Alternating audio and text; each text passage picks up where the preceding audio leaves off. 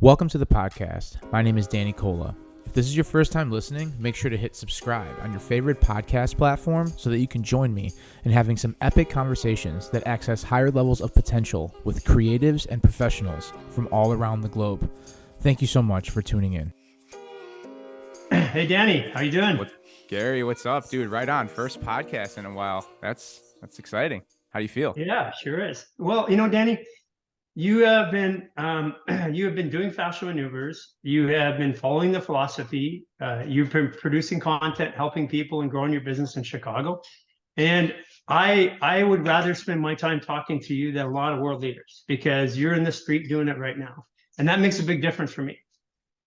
Dude, awesome. Yeah, that means a lot to me, actually. One of the first things I really wanted to ask you was that the philosophy that underground fitness embodies is this idea that we're self-healing organisms, we're self-healing beings, but we have to have the belief that we're self-healing.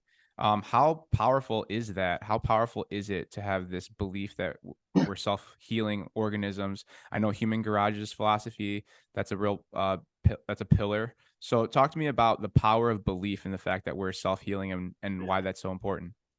Listen, there's been 4.5 million studies over 55 years on the placebo effect. 1/3 of the time, whether it's a surgery or medication, they found that the positive thought is what produced the benefit.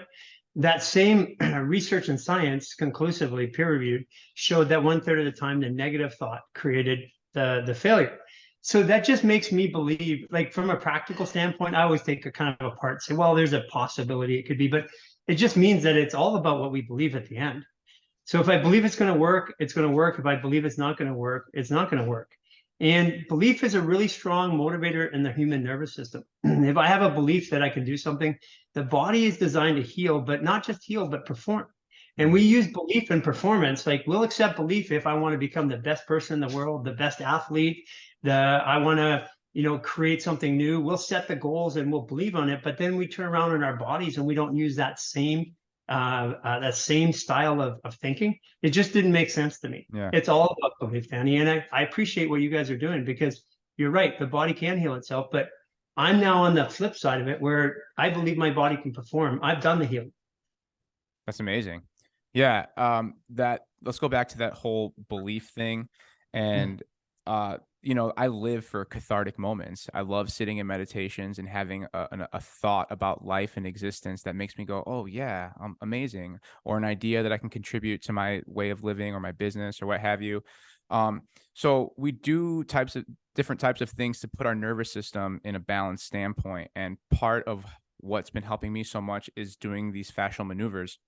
How much or how important is it to understand how fascia works, this intelligent fabric system that communicates at rapid speeds with everywhere in the body, organs, tissues, muscles, skeletal, all this type of information going to you at fast speeds?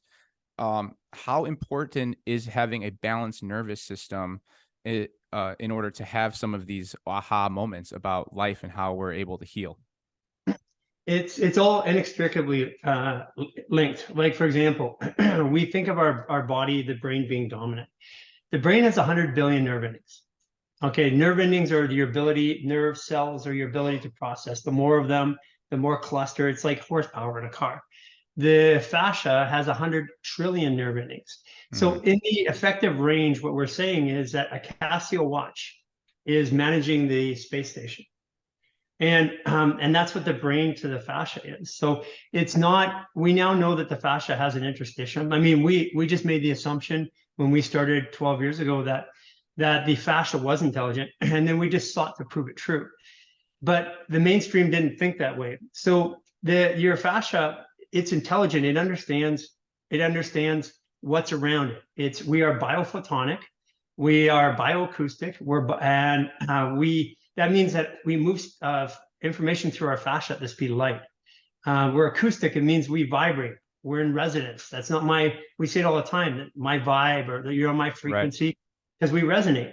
We're meant to resonate together. And the human body itself, if we're treating the body as a brain dominant body, muscle dominant body, then what we're doing is we're actually reducing our programming through our state of awareness to the lowest form of our body's ability to produce, which is our muscle and our brain function.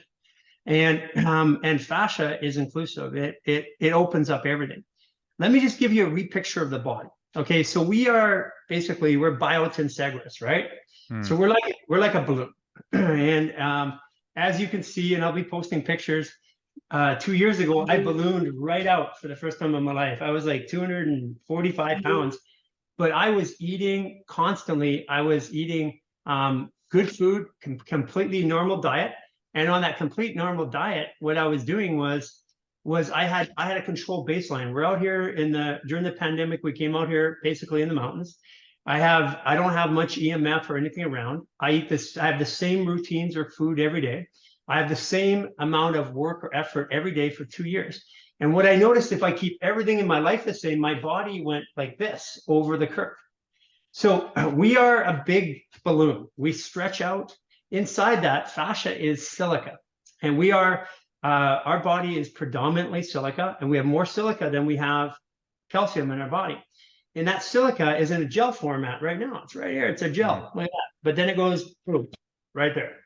Nice and hard. It moves in a fraction of a second.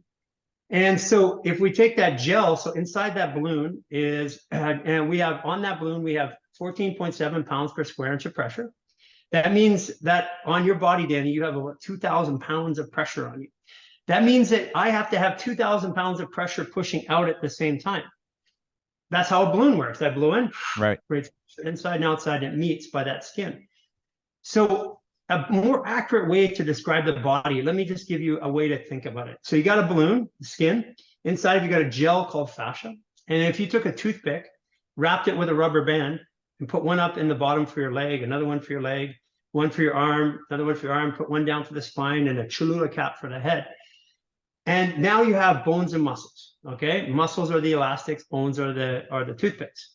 But then we take the next step, and we have 10 inside organs, and they're not stuck in here. They float. Like literally, you'll see this when women have a C-section, or when they're pregnant, their organs start to move around. And after a pregnancy, we can actually have like a liver over here, and we can have a stomach down there. Mm. And the body is meant to do that. So take 10 pieces of fruit, stick it inside that balloon. Now you've got your organs, but they're all floating inside. But fascia is sensitive to emotion, stress, toxicity. And fascia, when it feels stressed, it clamps down. And what we have is our whole body now clamping down on our bones. And this is why society is having so many physical movement issues today. It's because we're dehydrated, we're clamped down, our bodies are in fear, and this is what's causing all the disease pathologies. It's super important to have a new way of looking at the body or conceptualizing it, because the old model that bones are structure, if bones are structure, here's my knee. Okay, if I'm bone on bone, I'm in pain, right? So I don't want to be bone on, so I'm up like this. So what holds it apart? There's no muscle. There's only one muscle that crosses the knee from the top to the bottom. So what muscle is holding that up? The structure is fascia. So the only bones in our body that touch are the teeth, the rib cage, and the ears. But otherwise, if a bone touches, I'm in pain. So bones are not structure. And we had to answer that question. If they're not structure, what are they? And this is just part of the thought process that we went through to try and reimagine the body so we could get it to act a different way. Because Yeah, if that's I great. believe in something different, I'm going to figure it out. 100%. It's a good way to think about the body and completely change our perspective. I used to be a health high school teacher, so we get all these old school pictures, and that's like implanted in our head on what the inside of the body might be like. And then you go through personal training school, you get a bachelor's in kinesiology, and you're looking at the body in that same old school anatomical way. We don't necessarily think that there's, floating organs. You know what I'm Right. saying?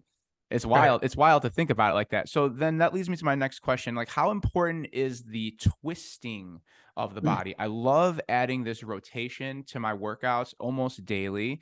Loaded rotation, club bell swinging, inside circles, windmills, 360s with steel mace, these longer levers that are loaded that allow for a healthy and strong fascia over time to emerge.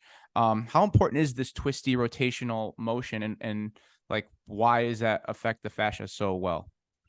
The joints are 360. I never used to be able to do anything like this. You can turn my arm, turn it backwards, and my scapula will flip inside right here. The bone, the triangle will actually flip. Mm, I can easily put my leg over my head. I've been a big guy all my life. I was, 220 to 250 my whole life as a bodybuilder. I couldn't do any of those things. What happens is we are not meant to walk on flat surfaces, and we're not meant to sit in chairs. We're meant to squat, and mm, we're meant to walk in organic. We did a post about a year ago, and the post was simply about stepping on a surface that was organic, and you step on a non-organic surface, and it's mm, just wood. One's treated with oil, one's organic, and when you step on the oil treated, your body tightens up. So when we're on non-organic surfaces, we walk flat, and what happens is our hips stop swinging. And you can test this out. You can just go, even with your shoes on, you can just go walk on concrete and then walk on a piece of wood, like just literally walk on the concrete and then slip over the wood or into ground dirt or something like that. And you'll feel your hips start to move once you get on an organic surface. So these twisty motions, we have built our life around walking on flat surfaces, which are not good for us. That means that our hips no longer rotate like this. They start to rotate like this, forward and mm. backward. That means we lose it. So because in nature, we're not in nature anymore, we're mostly in cities and towns and stuff like that. We walk on these surfaces and we don't get the rotation. So if we don't get the rotation, then what happens? First thing is my hips start to lose their ability. The hips stop moving and they just start going like this. The next thing that starts to happen is the shoulders start to flatten out in the top. Mm. And if we don't add a rotation back into some sort of movement, then what we're doing is we're further making the problem worse. And worse yet, if I grab a bar like this and I lift it, our Like a muscles, bicep curl, yeah, it's not meant to do a bicep curl like this. If right? I lift this, it's meant to go like this. We're meant to rotate and move. And power comes in the body. If you want power and performance comes from flexibility and movement through a joint.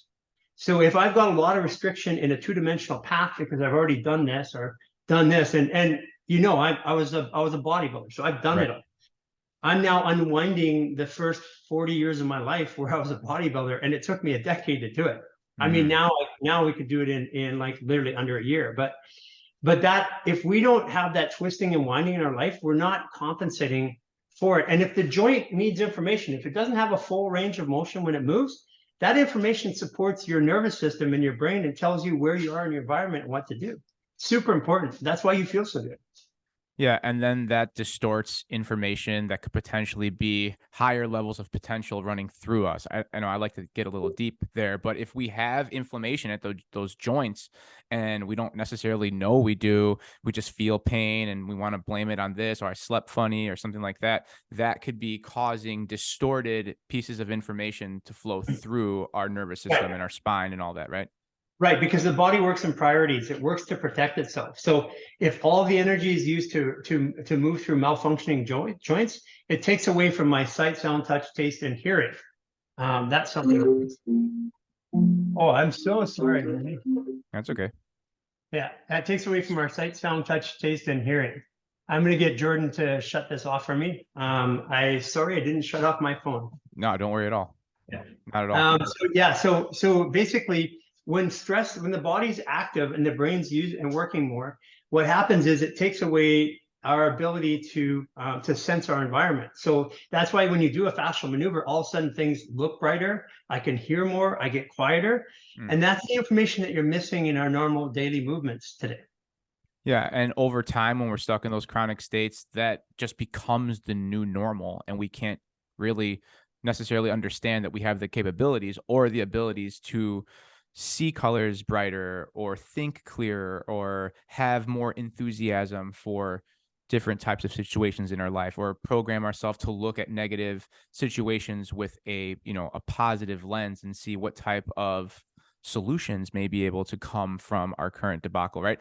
You talked about bodybuilding. You talked about you were a previous bodybuilder. I like to look at a guy like Ronnie Coleman, for example, who was an 8-time Mr. Olympia, who's known for having the best body ever. And a lot of young guys and men over the last decade, 2 decades or so, have looked up to this type of physique as fit, healthy, strong, masculine, robust.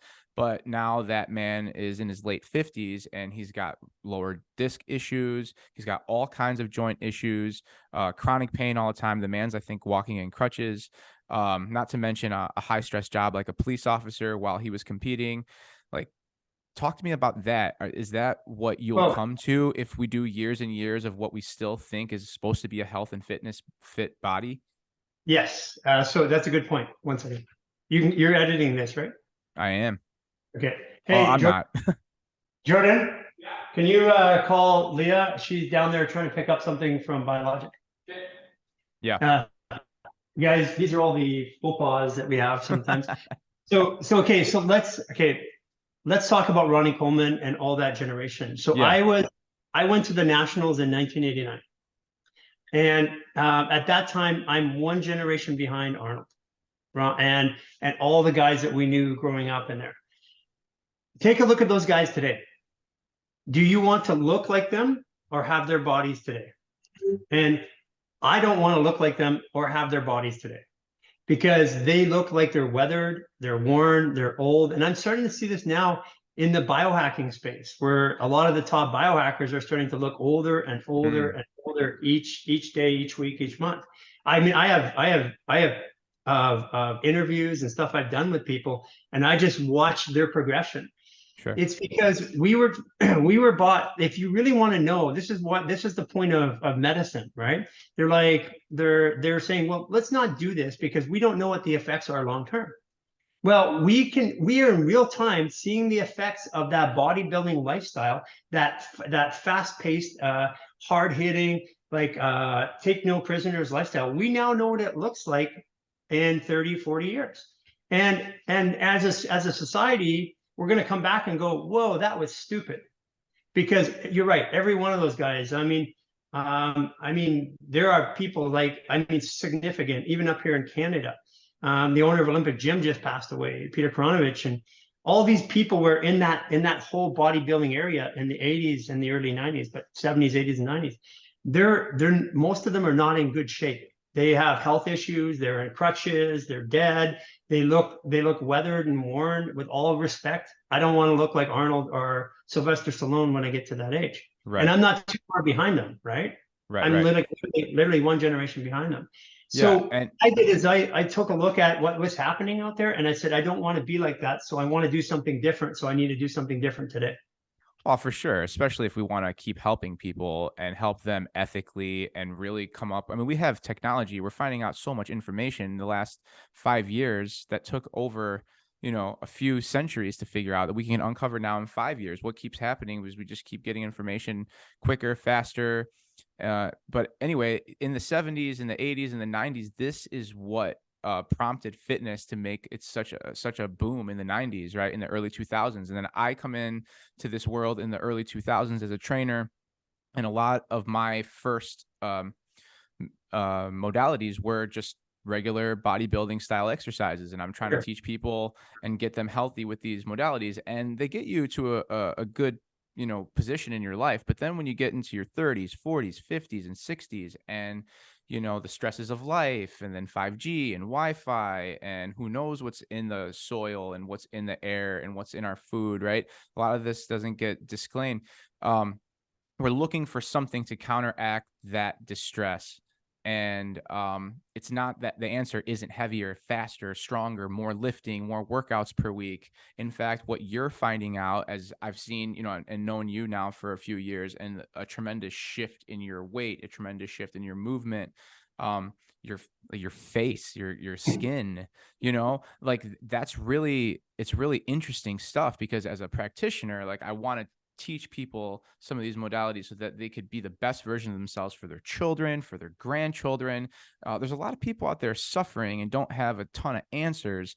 And I really think the combination between Eastern medicine, Western medicine, exercise, holistic health, is going to be a real answer to some people that are really looking for something here.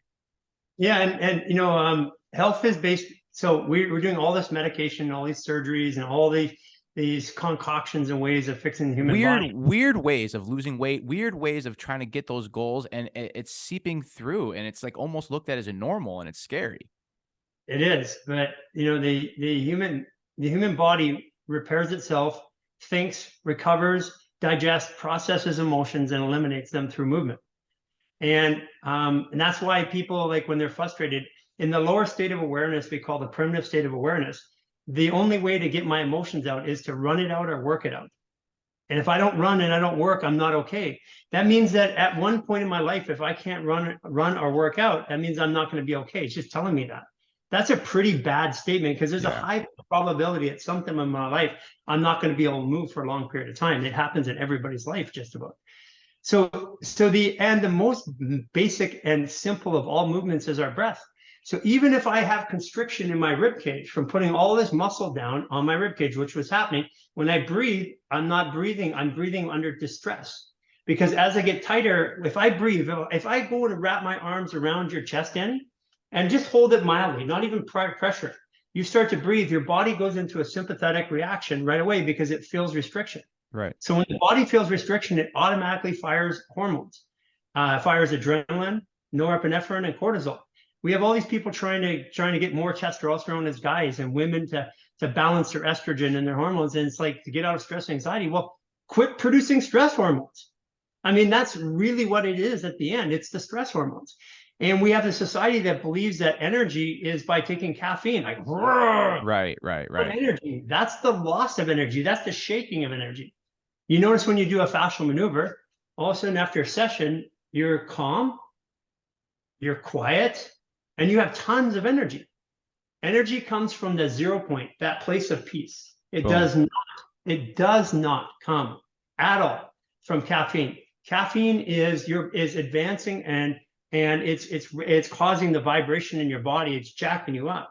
Which is why is everybody has their adrenal fatigue right now. This is why people are tired and lethargic and slow. And they just keep putting more fuel in that gun, putting more sports drinks, more energy drinks, more workout drinks.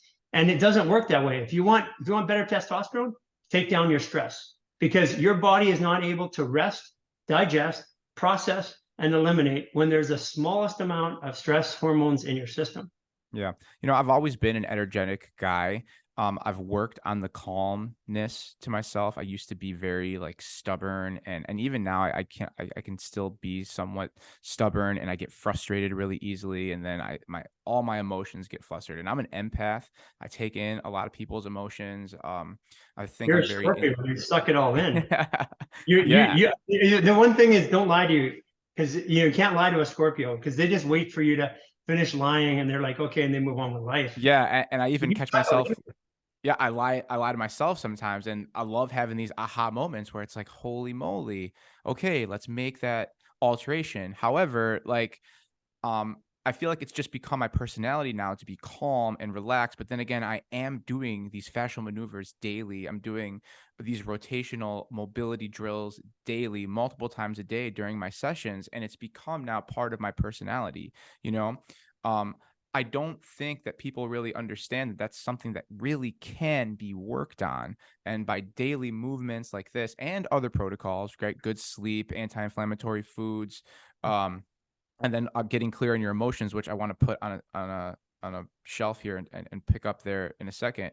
But I don't feel like people really understand that this can be worked on, and they're not necessarily an aggressive person because their dad was before them and their grandfather was before them. Like, I think that's bullshit, and it's a cop out. What are your thoughts?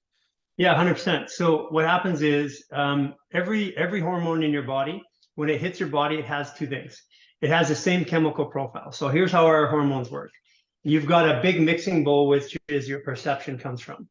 You've got adrenaline, noradrenaline, cortisol. You've got testosterone, estrogen, estradiol, serotonin, dopamine, oxytocin on the other side.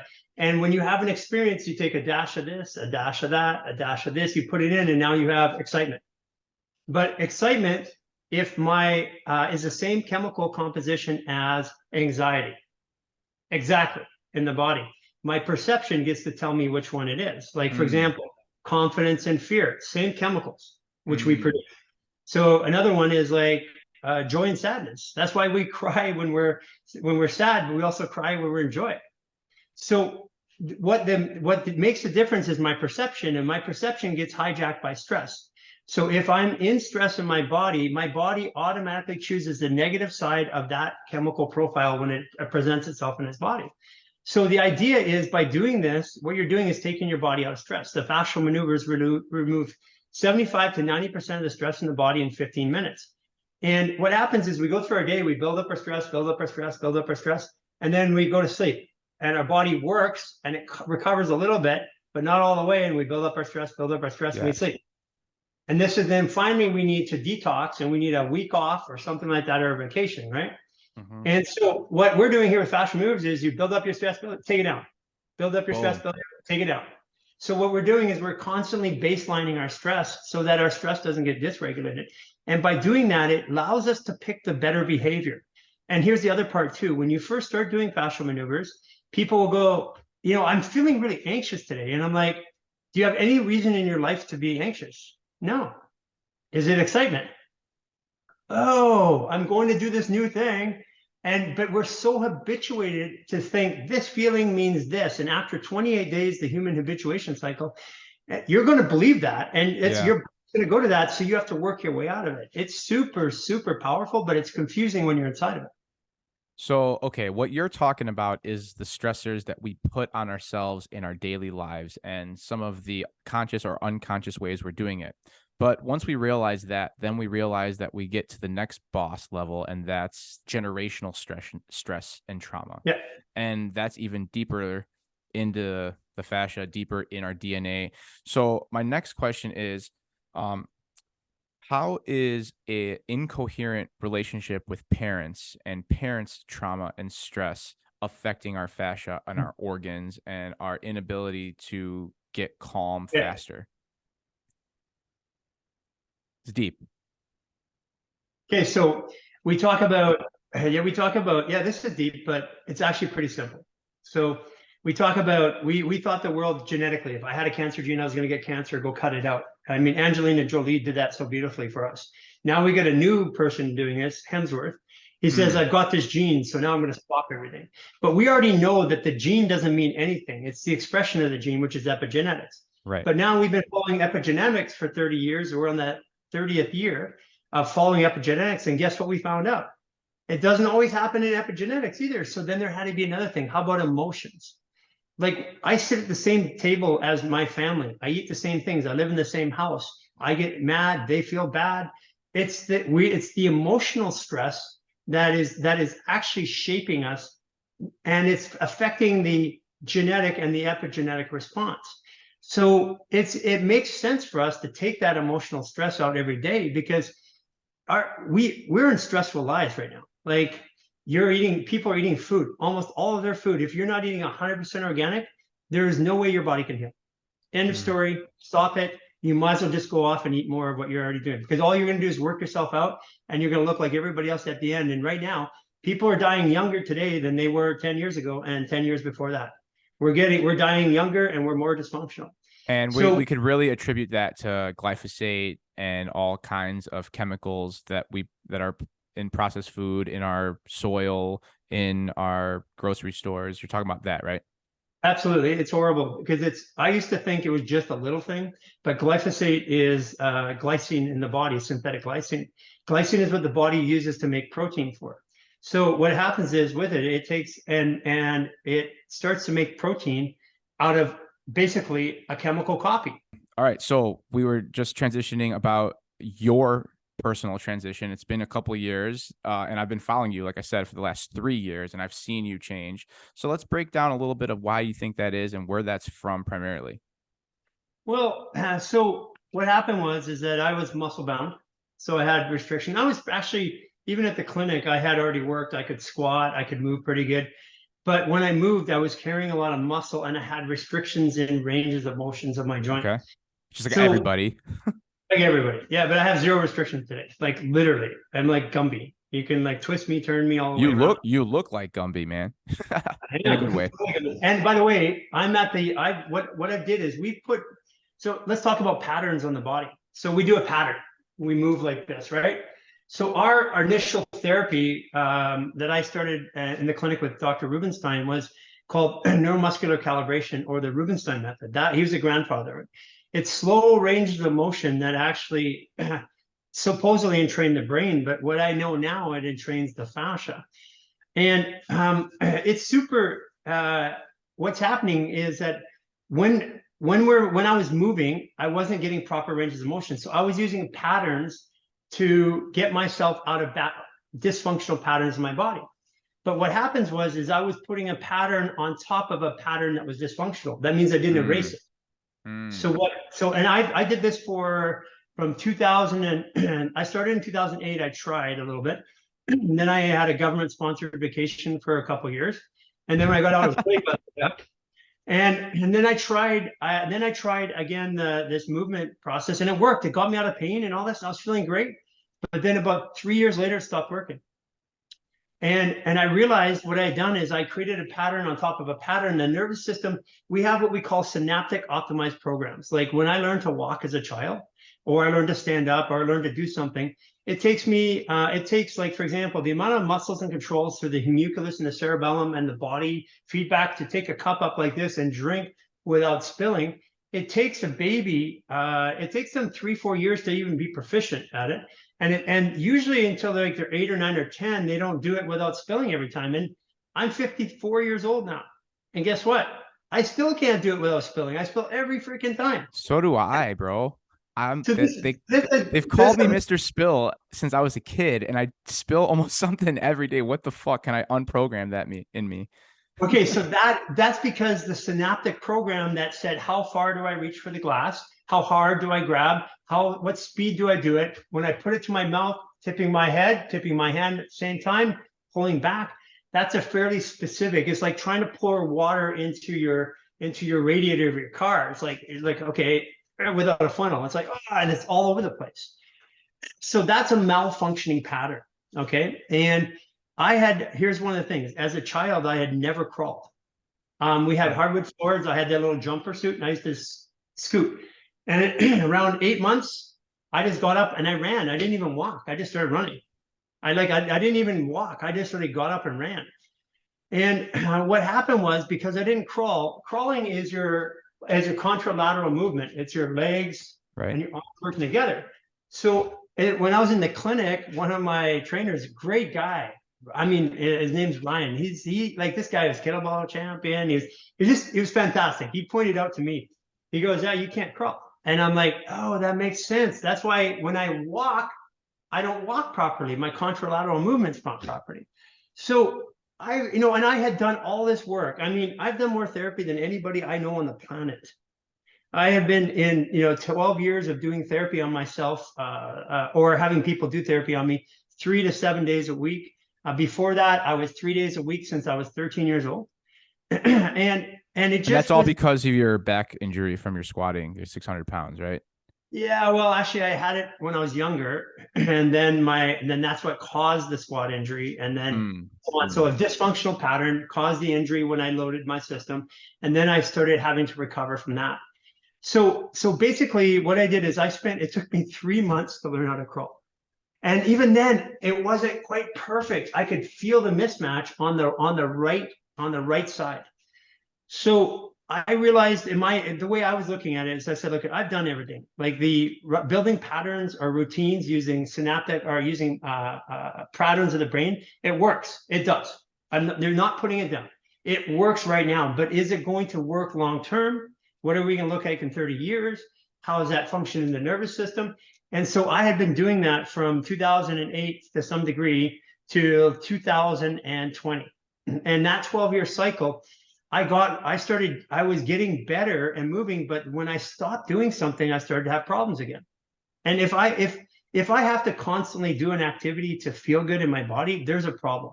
Eventually it's going to fail again. So I decided over the pandemic that I'm going to strip away every pattern in my life. So I have only done fascial maneuvers. I have only walked in nature or climbed in nature, I climbed boulders, not rock climbing because it's too much muscle use at the time. And I stripped every pattern out. So my face became symmetrical. My body became symmetrical.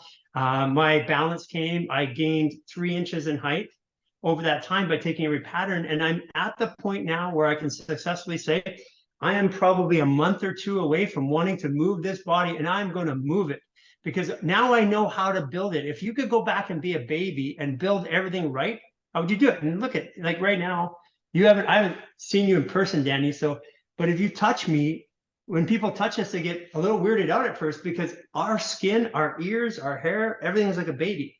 My hair is growing 16 inches a year right now. Holy That's fuck. yeah, that's almost three times more than it did 2 years ago, or the average in the world. Can you We're cure male pattern baldness? we have we actually have you don't know if you saw us. It's now scientifically said there's a gene you can turn on. It'll give your hair back. We have a product coming out that's a hair restoration product. I've got samples coming out in 3 weeks. It Well, will I'm your guy to try it. in 1 month.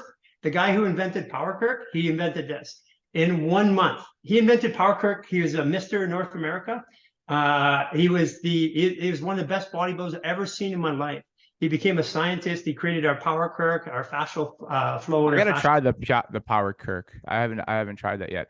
Okay, so But we're talking about mismanaged patterns. So basically, if I'm picking this up correctly, you stop doing all the things that you've been doing to unprogram yourself or get kind of this idea of just recrawling, rewalking. You know, take everything that you've been doing away, all the presses, all the pulling, all the stuff, just fascial maneuvers, walking and crawling and climbing. You know, you did that as a way to unprogram yourself, correct? and so basically, we are a fluid adaptive biological computing system. Take spirituality out of it. Our spirituality comes into this system, this computer, and it operates it. Okay. So we take inputs and outputs. We have computer programming language.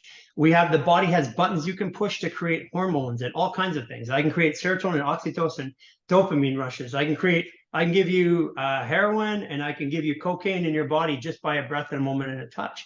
So the idea is it's a computer. So I defragged my hard drive, cleared it out, wiped it out. It took me 3 years, but people can do this now in a year or less. Okay. And then your skin and it's more stretchy like a baby, you said. You're growing So, hair and okay. you're hold on, because this is interesting. And I have bad vision and I'm bald. Not that it's bad, like it's part of me. But are there ways to go ahead and regrow hair? Are there ways to Yeah, is there absolutely. ways to sharpen vision? Like, Absolutely. are these ways that we can do this? Because our ancestors never had glasses. They didn't have Okay. any of this to their So disposal. So like, why what the why heck? do you have bad eyes? Okay. The question is, why are your eyes bad? So The reason I've why always learned that it was genetic. It's a gene that I've got from my parents or my grandparents. And now that we talk about epigenetics and we can talk about changing the expression based on internal and external environments, what can I do to sharpen my eyes and my hair now? Okay, well, let's just say this way. Let's just talk about how the eye works. What happens is all these muscles around the eye, what they do is they flex and they change the shape of the cornea and the lens. And it's a malshaping issue. So my eyes now, you notice me over the last couple of years, I started wearing glasses once in a while. Uh-huh. I'm doing this on purpose to actually take the stress off as I'm doing the change. And what I'm doing is I'm rebuilding all of because my face was torqued. You see my face being more symmetrical. That torque means that muscles on one side are tighter than muscles on the other. And eventually that leads to I can't form the right shape because your Uh, eyes are working with the same input. And if you're balanced, they use the same muscles to do it, but all of a sudden they go unbalanced and it has to compensate and use other muscles. uh, So if we get all torqued out because of stress, anxiety, or life, and that's what you look at their faces today, they're torqued. And so the idea is, yes, everything in the body we're a computer. We can defrag our hard drive, we can rebuild it. And that's what I'm doing. I'm doing it on myself because I can tell people all day long and they'll say, where's the science on it? We'll be arguing for the next 30 years, or I can just do it. So, and it's not just me. It was Jason, Cynthia, then it was Manvinder, then it was Rochelle, there's Equay. You've got all these people around us that now I can actually see them going through the exact same things that we are.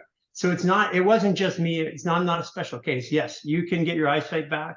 You can get your hair back. Actually, I can guarantee you get your hair back. I'll have the sample out to you. that's Literally, I'll get a amazing. sample to you in 3 weeks. All right, done deal. Let's test it out. Okay, so it's interesting to me. So as a coach, I'm interested in learning how to program more efficiently for output and in results, right?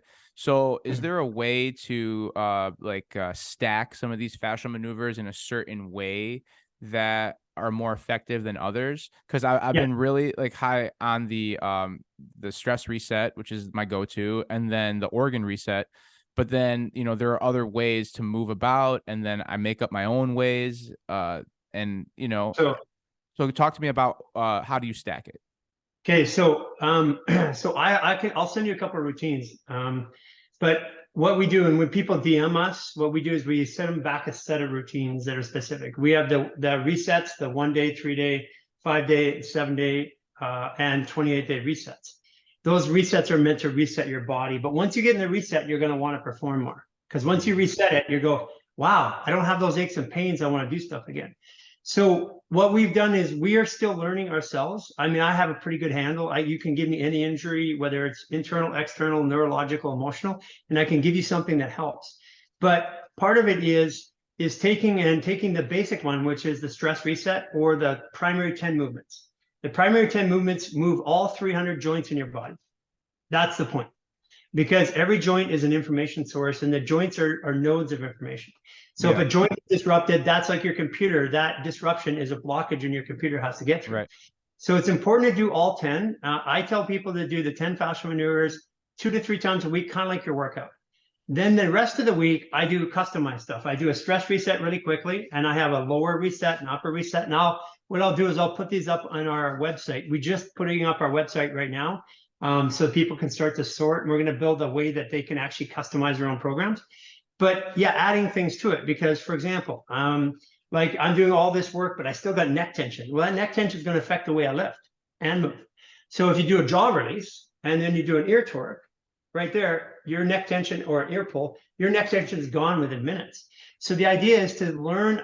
We in the 28-day reset, we ramp them up over 14 days, and we take them around all the different movements in the body, and we train them on our philosophy. Here's the best part: we took our practitioner training, who we couldn't get practitioners to duplicate, and we just put it out in these resets and put in the hands of individuals, and we just said, here's how you do it, and here, learn your own body again, learn this new way of moving and thinking. And we put that all up for free in the 28-day reset and on our resets. But what happens is that you start to learn the philosophy, then you learn what you need for you, because there is not one program in the world that works for everybody. And quite honestly, the same program doesn't work the same for me and you. So there has to Hmm. be customization for everybody. And if there's not customization, then what it is, somebody's doing something that's not good for them. And we want you to know what your body feels like, what is good and what's bad. So we tell them, they go, why do you always swipe your pellet that way? I say, well, it's a good point. Why don't you try swiping it the other way? Oh, my neck got tight. I got a headache. So what and I don't want to tell them, I want them to use it. Fascial maneuvers is a philosophy of movement. It's a technology, and that's why it's free of charge. I want you, Danny, to take and learn it, add it, and create new stuff. I see you doing it. I seen Yeah. you with the kettlebells. I seen you twisting, Yes, and sir. you're doing fascial maneuver movements. And I want you to adapt it and turn it into a program. I want you to use it and start helping people with it. That's the whole point. Is Right. this works so well, the world has to have it for free. 100%. And I'm eager to like dive deeper in it. I'm always trying to learn new ways of movement. Like there's a company called Supple's Training right now that I'm just starting to like dive deep in. It's like Bulgarian bag, different types of ropes, but it all what comes down to is there's so much rotational movement that's involved. Yeah, helping athletes, that's what you want to do. You want to make sure that you're uh going through rotational movements using load in an appropriate way, in a safe way. But not just athletes, all of us need this strength and rotation and need to implement it better. There's so much just like benching and squatting and deadlifting, which is all great, but we don't get to free up the mobility in our joints and get that distortion out so that we can clear up and free up some of that stuck energy. And I really feel like I said, the fascial maneuvers, combination of durability exercises, and then like swinging circular loaded uh, clubs and maces and kettlebells has been so great. Because I know that you were talking about how you've spent all this time becoming unjacked from your bodybuilding days. But I definitely certainly believe that there is a way to keep muscle mass on without putting stress and pressure on those joints, like pressing and deadlifting and all that does, right? So yeah, what do you think about that?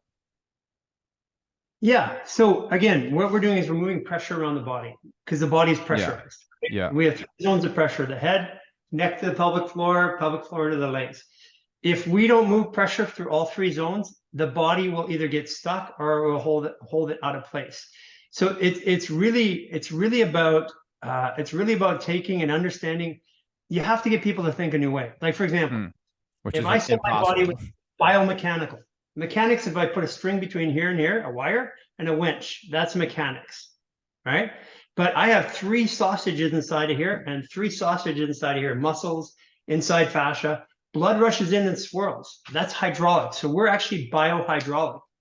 So Mm. if you start, it's funny because I have this guy who's a plumber, and he's like trying to figure out, doesn't know much about the body, and I just explained the basics to him. Within a month, he knows, he's literally like we're talking like the best practitioners because he understands how pressure works in a house or in a system. And he goes, "Oh, that makes sense." I believe, Danny, the way that I didn't pick up on this until this year. But when I was 13 years old, I started diving at 4 years old. My dad it was a scuba diver. He used to have an octopus. He was in a lake. I would be 10 feet above him, just swimming down with it. And it was really cool, right? But I certified as a diver at 13 years old. So I had to do, back then we didn't have computers. We had to do advanced physics on pressure mechanics and embolisms and stuff like that in the body. So my core education of the body was pressurized. So I didn't have the traditional academic learning on the body. I just learned myself. So I just thought that this was normal. But when we relook at the way that, if we take and relook at the body and we think about a different way, then we start realizing that basically pressure is going into there, blowing it up, and that causes the contraction. Mm. That makes sense because if pressure goes into a salami case, if that salami case goes from this big to that big, then the arm has to contract. Pretty cool when you think about it that way. And so it's just reimagining the body, reimagining the way it moves. And this just, and there may be another theory that comes on later on, but right now this one what we have is fascial maneuvers and this fascial process working. And we had it working in a clinic on a table and we took it off the table, but we didn't have a theory in science to support it. So it works in theory, it works in practice, but it had no working theory. So what we've spent the last 3 years was doing all the research we could figure out on ourselves to develop a theory around it. It's just time for people to change and to adapt. And I hope that this is not the end of our human experience and what we can do. This is the beginning of it. I believe that I love for it. the last 5,000 years, mankind has been trapped in this belief system, and now we're moving past it. And the fascial maneuvers give us that leg up. I love it. I love it. So let's transition. We're doing a lot of mechanical, physical body talk. Let's talk a Yeah. little bit about consciousness and how our mind is programmed. Now, I think what you said is really important, and you're an optimist. We are looking ahead with this idea that we can move past this. We're finding new ways on how to become healthier and healthier. But when it comes to social media, when it comes to how people are using technology, they're being sent this message that's all put together by algorithms, and um, there's like this bid for power that's happening on social media, and people are having a hard time discerning what's true and what's not true. What you're doing is you're understanding how your body's feeling through all this this knowledge and how you're able to apply it. But a lot of folks just go to a 9 to 5 job all day and don't really have the resources to figure out whether what you're talking about is true or not. And then we're bombarded with all kinds of information that's telling us how to live, what to do. How do you think we get out from this? And what do you think like the next way of social media might be to help people program some of these ideas without getting flagged or without getting censored? Or, how the heck can we go back to that glyphosate conversation without being pulled? Right. So what's the future of that and how do we get out of that collectively? Well, first and foremost, the reason why we let all these malfunctions in society, we've got the Me Too movements, we've got everybody pointing fingers, we got everybody labeling. You're a misogynist, you're this, Right. you're that, you are, Right. and all of these things are coming up right now. You're an anti-vaxxer, you're a vaxxer, you're this, you're that. Labels are the problem. That's like saying to a kid, you're stupid. I don't say that to a kid because it will hurt him imperatively. So why would I label you and say that you're an egomaniac or you're a liberal or you're a whatever? Labels are the problems. And one thing is that when their nervous system is stressed and taxed, remember we were talking about earlier how we go to the negative side? Mm-hmm. That's why it's happening. It's happening right now. We're at the peak of social dysfunction. It's never been this bad. There's gender issues. You have to call me a certain name. I'm not against anybody choosing to have a name, but you want to force me to call you something through force and shame. That's what they're doing. They're using shame. They're using an And then emotion. yeah, right. They're teaching this onto our young right now, and they're not going to have the understanding that that's what that is. They don't realize that it's guilt and shame that's putting them in the situation to behave in a certain way. And then they grow up thinking like that's normal, and then they're constantly behaving with this foundation of shame and guilt, and that's ultimately destructive. The type of energy that gets stuck in our tissues and our organs that we're talking about, and on this circle goes. So, I mean, you can't have people not do labeling. It's how we identify. And I think this is probably why people talk about how we're so materialistic, we're so surface level, that we identify with all the things that we think we are, when we take all that stuff away, we're not that at all. And So yeah, go ahead, sorry. as I say, so what I've done to deal with that, I have a bank account with no money in it for one reason. Because in order to operate or function in my world right now, I still have to have one to tell people that I'm here.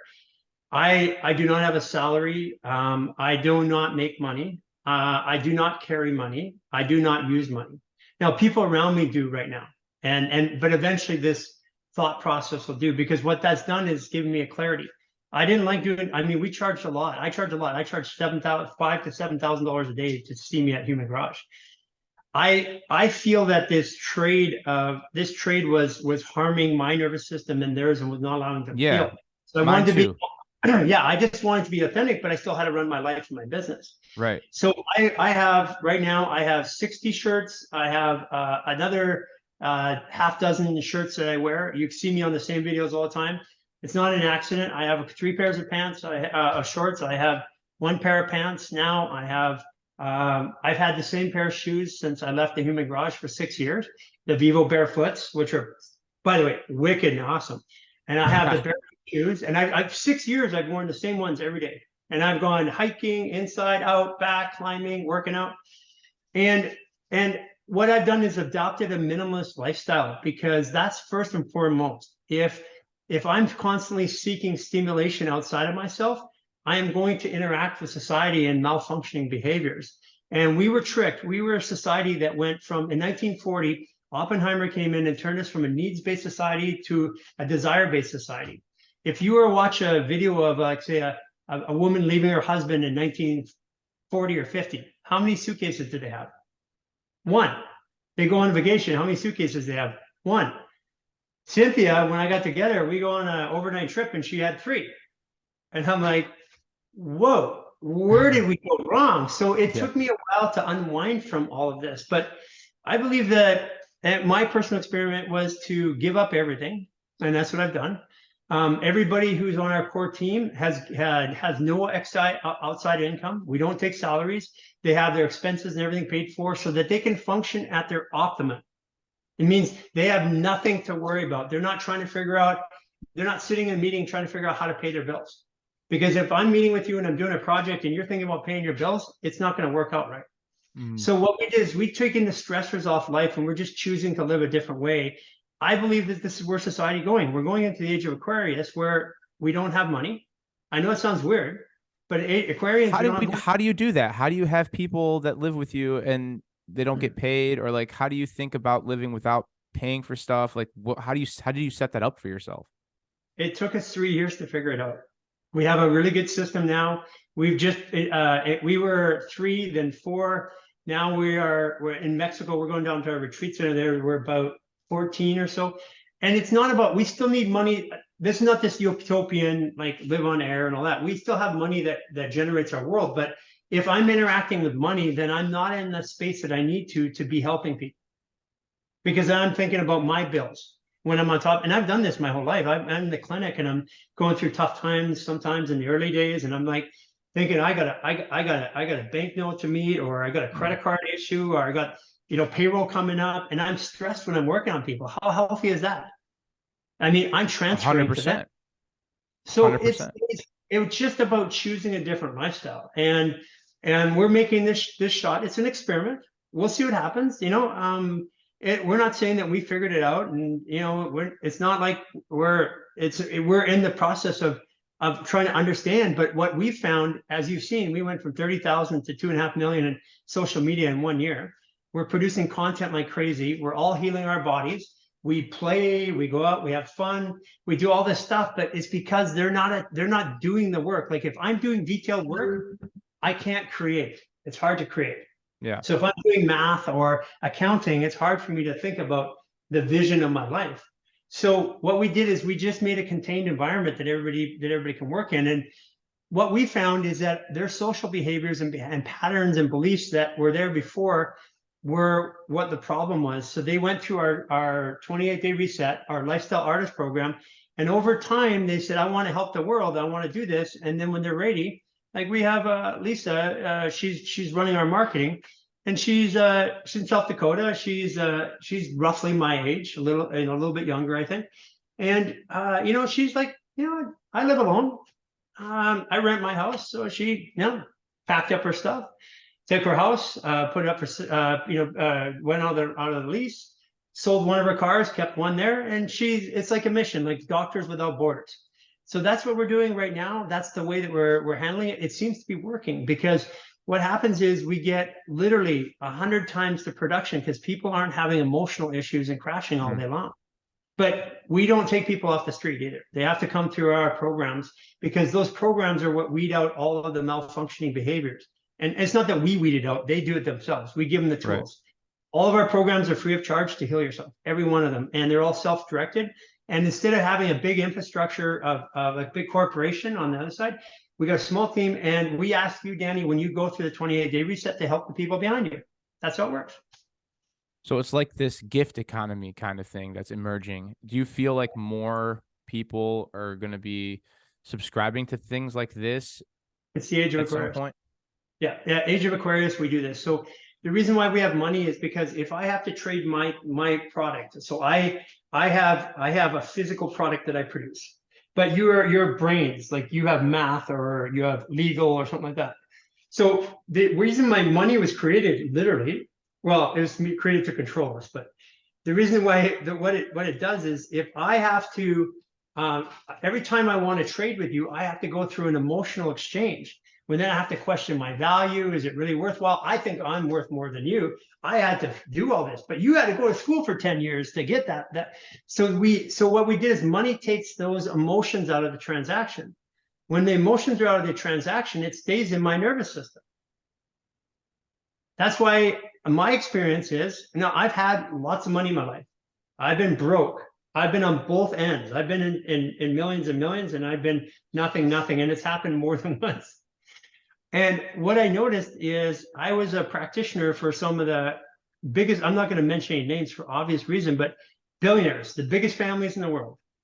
And what I found is consistent dysfunction in their families, their behaviors, lots of drugs, lots of abuse, lots of sexual abuse, lots of all kinds of crap that nobody knows about or sees, or sometimes they do and they hear.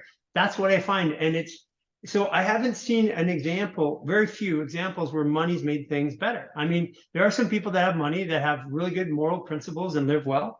Like, I think Anthony Robbins is an awesome dude in every aspect, but the majority of people don't follow that. I have helped dozens and dozens, if not hundreds of people reach millionaire status in my lifetime. And I've watched them consistently start to de-evolve and crash, because I did it. That's what happened to me. The first time I made money, I did stupid stuff. The second time I made money, I still did stupid stuff. The third time, I just did smart stuff that ended up being stupid stuff.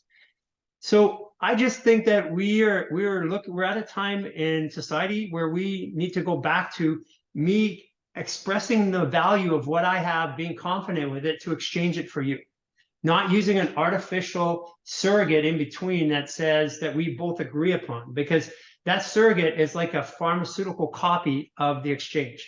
It's not truly an exchange of energy. Mm. It's weird because it's something that I think about too. You know, I've been running this business now for, you know, on my own. I'm going into my third year. I'm expanding the business. I think I'm doing the right thing. I don't think about doing more gyms or anything, but I definitely want to create a place for people to learn about some of this stuff, you know, and self heal. And that's the ultimate thing, right? They figure out ways that they can self heal through some of the modalities that we're teaching them. But how long did you have your clinic in LA before you moved back to Vancouver? And then why did you guys move from LA? Yeah, well, there's a couple of things. I was with the Rubenstein Center, David Rubenstein, for 2.5 years. Then that just migrated into the Human Garage. We had a philosophy disagreement because the therapy stopped working for me, and I Uh-huh. wanted the next answer. He even literally said to me, super intelligent guy. We just left on the wrong foot. I really that one hurts. I like him. He had a significant, wow, I'm actually getting emotional. Let it out, baby. Yeah, so he trained me and helped me and to help myself. But when it stopped and I wanted more help, he said, no other therapy, it's my name on the door.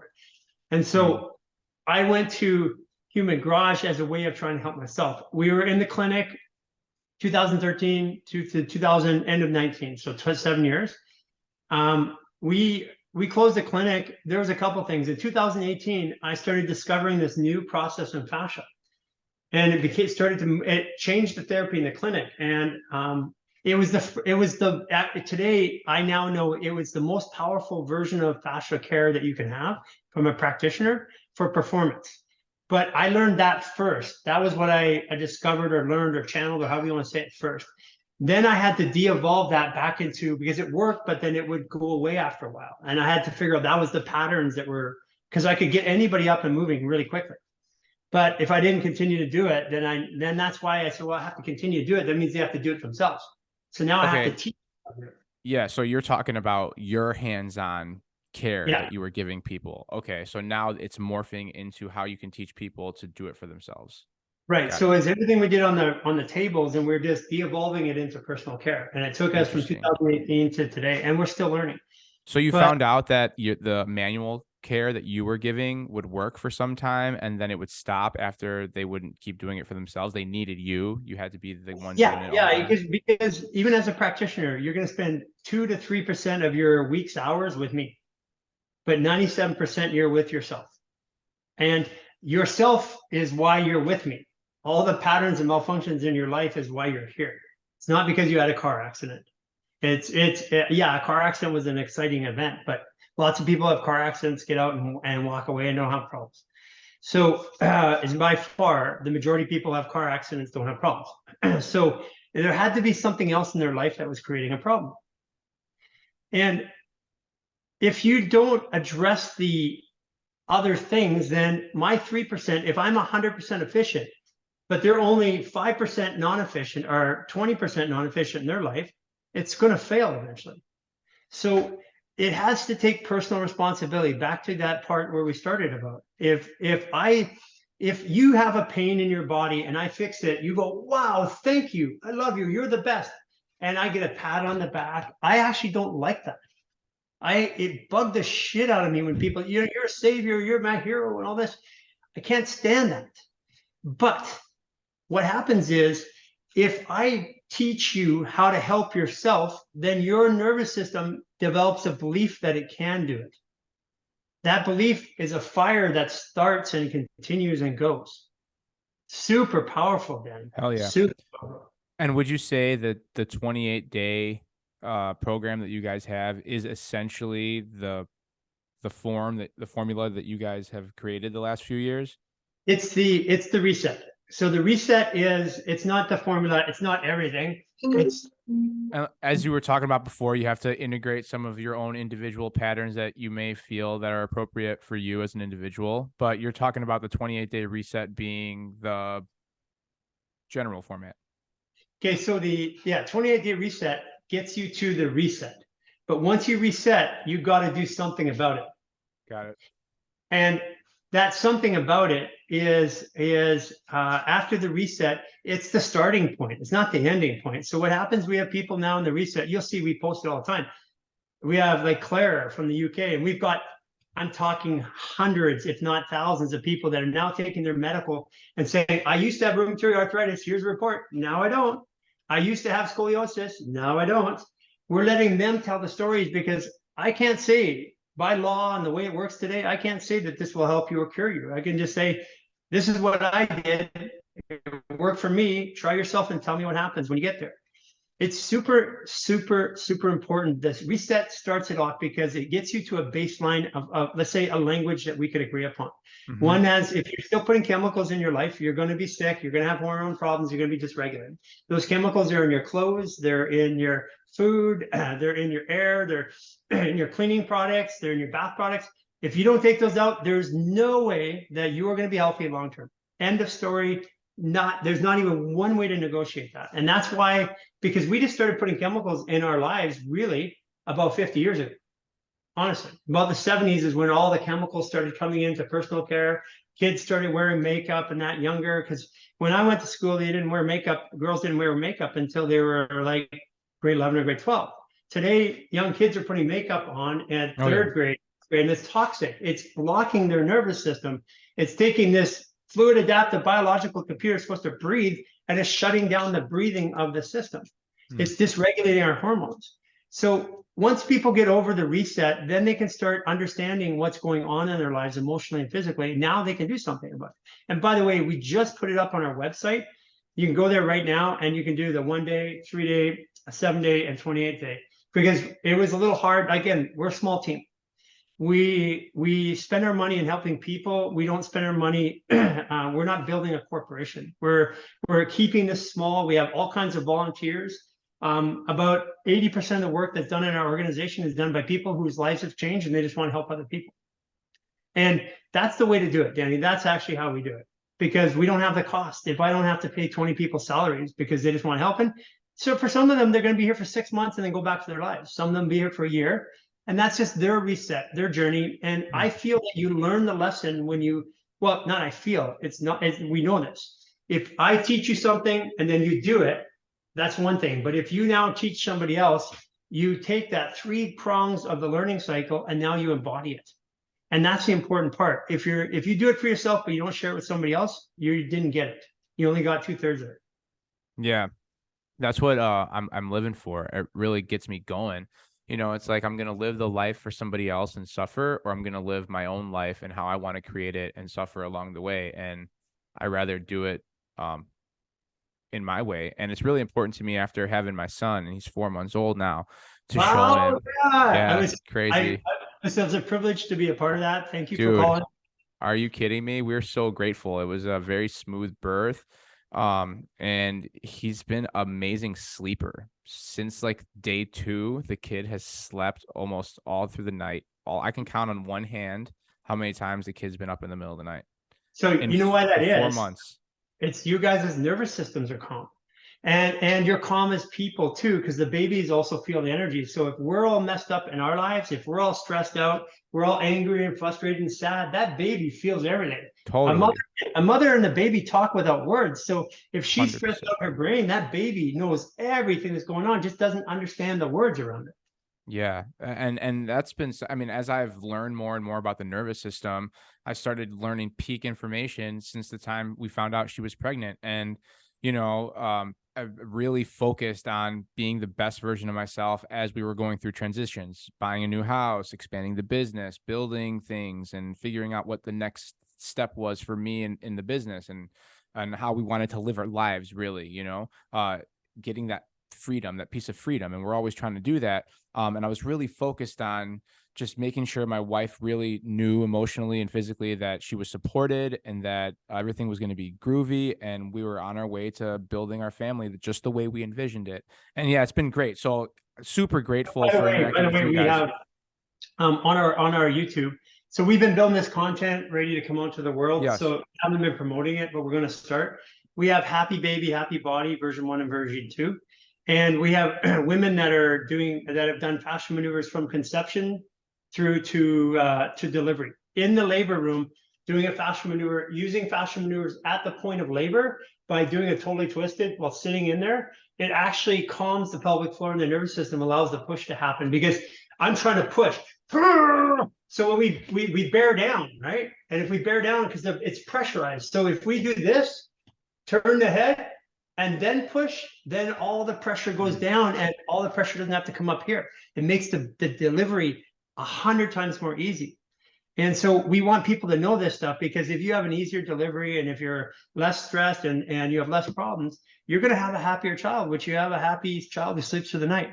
I think if we're really going to have a chance to look at the future in this really optimistic lens, we really have to give energy back to the moms and the children of the world and teach them some of these protocols to have happy, healthier, developing human beings in this world, you know? And it just makes me want to keep living an authentic life and share this information with people as much as possible to show my son that that's part of purpose in life. Like it's part of why we're here. Do you think that every single person has an innate ability to want to help somebody else, or that is a fundamental thing in reality where we need to function in a coherent manner that we share and help others along this journey? We, as human beings, children innately want to help each other. So they learn not to help each other through social dysregulation, belief systems from the parents, stress, anxiety. Because if I'm in a bad state, I can't think of helping anybody else, but I can't help myself. So if the nervous system, the baby's stressed, they become aberrant. If so, babies naturally don't see color or race. I remember I tell a story of my son. He, funny little story. He's growing up, and we grew up in Vancouver on the west side. It's very multicultural here. Sorry, multicultural but not segregated. So they're still all in the same places because the United States is multicultural, but lots of segregation. Totally. People in different areas. So we were. It's starting to happen here a little bit, but he grew up, and out of a class of 25 kids or so, he was probably one of about 6 that were Caucasian. And we had this interesting conversation at about 13 years old. He came down to California and we were picking up my spouse's, sorry. Drink some water. Take a breather. Yeah. So he was came down to California, he's picking up my spouse's child, and we were in Newport Beach, which is whiter than white is white. And it's all Caucasian generally there. And when we were in there, he said to me, he goes, Dad, how come there's so many blonde people here? And when I looked around, and it was like there's only about a third blonde. And I'm like, what do you mean? And what he meant to say is how many Caucasians there are. But he didn't have the racial programming to say Caucasian. And then so I asked him, his friend was East Indian child or Korean child, I can't remember. And East Indian or Korean, lived across the street, walked to school. I said, what color is this child? And he goes, same as me. So he didn't see color at 13 years old. Wow. And so yeah, race and color is programmed into us. It's not a human distinction. It is, we as humans, if we're stressed, it's not about race and color. If we're stressed, I protect me and I protect me from you and everybody else around. It's amazing. You're making me look at the world in such a different way. And it motivates me to just keep on sharing the message that I'm sharing, and one step at a time. They say that you heal the world by healing yourself yourself a little bit at a time. I can tell you, Danny, I can tell you on that one statement, I want to stop you there for a second. I went on a journey to heal myself. My family and my friends that are close have all healed through it. I didn't do anything. Even in their own ways, they changed. It is more true than you can imagine. And is that like a fundamental synchronicity in nature Is that how reality works when you Yeah. commit to that? Your inside world, your outside world is a complete reflection of your inside world. If you feel constricted and tight in your body, you feel constricted and tight in your outside world. That's why I learned that as a practitioner, because I would ask them, they're tight in their body. How do you feel about your life? How do you feel about that? I asked questions for 12 years with 15,000 people. I mean, I got to know them intimately. It was the best social experiment Sure. ever because I talk to them, I get to know them. Then I put my hands on them. Then I see them. Then I talk to their family and I work on them. Then I see them. And then I have 10 years worth of history to see it. I was the best social experiment I could ever have. Human Garage was never supposed to be a business. It was for me, it was an education to find out about myself. And when I found out that the current way of delivering care and the practitioner model wasn't working effectively, I changed. I'm like, I can't do this anymore. I I know that if you do not take matters into your own hands, it doesn't matter as a practitioner. I will move the problem, but it's coming back. It doesn't matter how good I am. That's amazing. That's actually really good for me to hear too. Whew. Wow, you dropped so many gems, and super grateful, super appreciative. I want to be respectful of your time. We've been doing this for an hour and 20 minutes here. So share with everybody where people can find Human Garage, so that they can get as excited as I get, You want watching. to find Human Garage? Just go out and talk to 10 people in your neighborhood. They've already heard of us. It's happening. It's a movement. Hell yeah, it's amazing. Yeah, you can get us on social media. You can get us on our website. If you have a question right now, the best place to get your question asked and answered is actually Instagram. We're getting between 1,000 and 1,500 to 2,000 DMs a day. Have patience with us. We're working through them. We have an automated system on there which routes through a bunch of things to make it easier. But the other part too is there's classes and local classes for our fascia maneuvers starting up all over the world right now in 80 countries. It's just starting right now because you don't have to be a coach or a practitioner to run a fascia maneuvers class. Everything you need to know about fascia maneuvers is online. You can be all the way up to a practitioner without ever having a bit of training from us directly. So we want people to go and learn and start in your community, start doing it right now. Host a class, and if you have classes big enough, we'll promote them for you. That's amazing. That's awesome. Can I just ask you one more question? Yeah. So you guys are doing a lot of content. I'm obsessed with making content and putting it out there for people. That's because how people consume. Where do you think the future of social media is going? Do you think it stays with Instagram and TikTok and all this stuff that's regulated, or do you think it goes to a blockchain tech or a Blockchain Lightning peer-to-peer. network? Blockchain peer-to-peer. Because what happens is whenever you have centralized power that is separate from the public, somebody starts to control something. Right. One thing you'll see when you look at our TikToks and stuff like that, and if you've been following us for 2 years, when we do a session, we don't show you the end result. We turn the camera on for the entire flipping session, every word from start to finish, because I want people to see the truth, not this Instagram, look at me, I look good over here, look at this, it works. That is not reality. If people have to understand that the world that they think is true, that they're measuring themselves against, is fake. And so I believe that it'll be blockchain. People will do it around core groups of interest. There'll be self-regulated platforms. Control by a central source is dying in the age of Aquarius. It will not last. These mechanisms will not last 5 more years. Okay, so that was my next question, was the times table. Do you think that the next Actually, I five? think most of it's coming down this year. But this year, prediction right here, this year is going to be the biggest health crisis in the history of mankind. We have people for 2 years that have been locked down. They put masks on, they've oxygen deprived, and they're all in fear. Now, we used to not talk about religion and politics. Guess what we don't talk about now? Health issues. So I see people silently suffering and not willing to talk to anybody, which makes that health issue 100 times worse. So we have the largest health crisis in the history of the world coming this year. Anybody, and this year is astrologically a year that's going to just literally screen people out. And then next year, social systems, 2024 systems are going to start to be rebuilt based on what people go through in their experiences this year. But it is going to be a roller coaster, and it's all going to be good. But there is a lot of people. I don't want to give a number here, but there's a lot of people that aren't going to be around by the end of 2023 and 2024. And you take a look at it. 40 to 50% of our healthcare workers worldwide are gone. We've had people that haven't had normal care that they should have for the last 2 to 3 years. Now they're launching into the system with 30, 40, 50% less people, and those systems are overwhelmed. So it forces a new behavior, which is necessity is the mother of all invention. You have to go back and learn how to do it yourself. 80% of the care in society was done by the mothers and the grandmothers in society. 20% went to the practitioners. Now we go there for like a snotty nose. Literally, I got a flu, I go to the practitioner.